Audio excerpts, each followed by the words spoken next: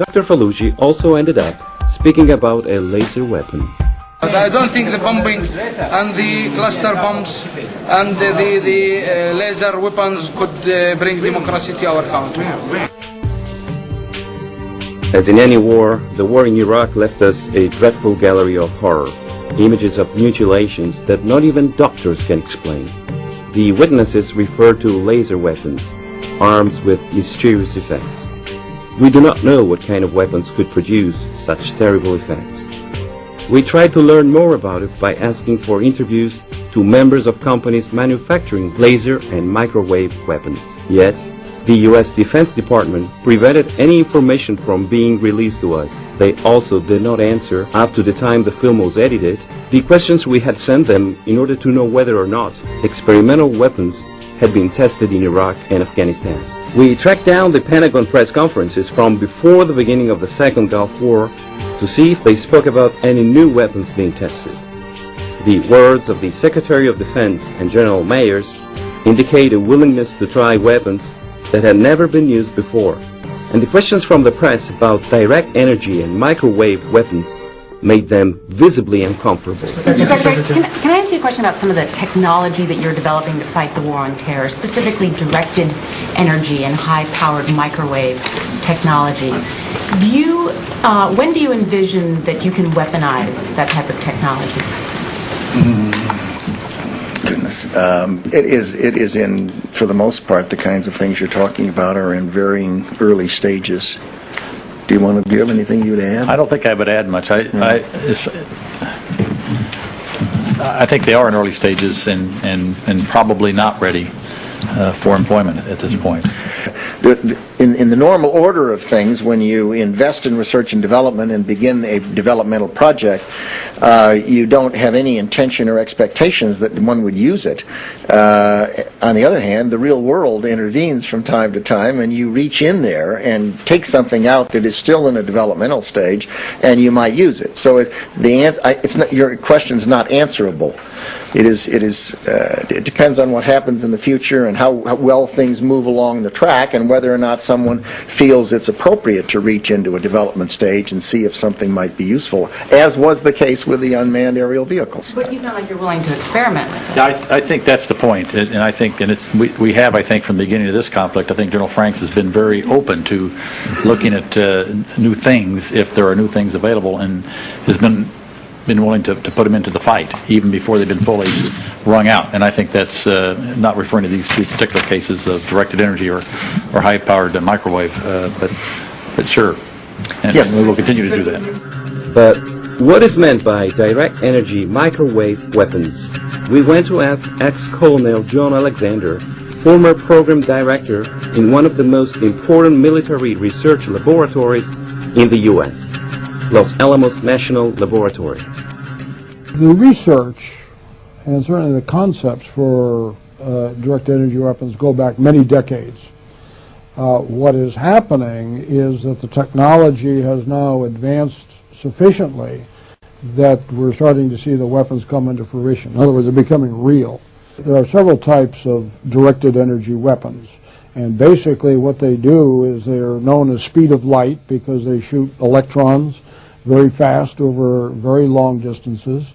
Lasers, of course, are in the light range. Then there's microwave weapons that are operating at other frequencies, but basically they're beam weapons in which nothing physical goes out. The electrons move, but the kinetic weapons you're talking about, you're shooting big bullets to go out and physically hit and destroy something. These work because the energy is disposed on the target and causes some effect. These images document one of the TEL tests. TEL stands for Tactical High Energy Laser. In the sequence, you can see the laser beam hit and destroy missiles and mortar rounds as they are about to hit the objective.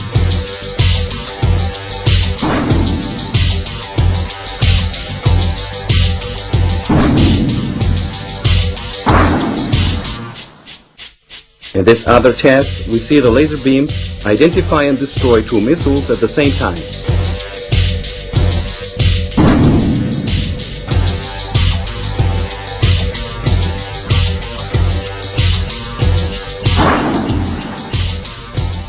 they don't make any noise, and they are invisible. Some are visible, some are, just outside. You have, in the infrared range. What's emerging now are weapons, laser weapons, where the effect is that of the laser. And they can be hole burners, what we call very high energy laser, because with the concentrated energy, you can literally drill holes, in a target. Former Pentagon analyst William Arkin, who presently works as a journalist for the Washington Post, also confirms this revolutionary change from kinetic weapons to energy weapons. For thousands of years, the way in which you've killed someone is you have hit them with a sword, a spear, an arrow, a bullet, a bomb. It's kinetic. You're killing them by hitting them. And now, all of a sudden, out of nowhere, you have a completely new physical principle being applied in killing people, in which they don't know that they're being killed because their skin and body is being heated by high-power microwaves, or they are being shot at by a laser, which would have an instantaneous effect.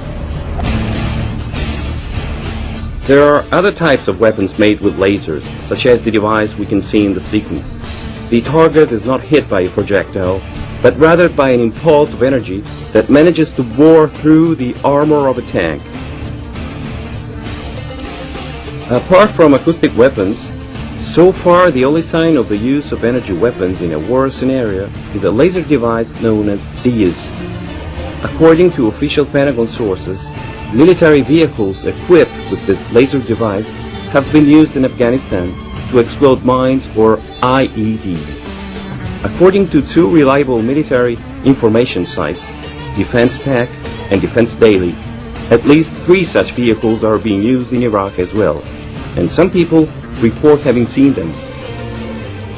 When you showed me the pictures of what you described that is a laser weapon, it reminds me that I was with American soldiers talking in August 2003, and there was some kind of box on their tank with a blue light like this. I recall that very well, not because of the soldiers told me what it was used for, but because I was teasing a translator by telling, which was a female Iraqi translator, by telling, look, this is some kind of thing where they can look through and see somebody without clothes. That's why I remind it. But this kind of thing I have seen for sure on that tank. William Arkin is one of the American experts who follows the Pentagon activity most closely. So what does Arkin think about the possibility of the use of direct energy weapons in battle in Iraq?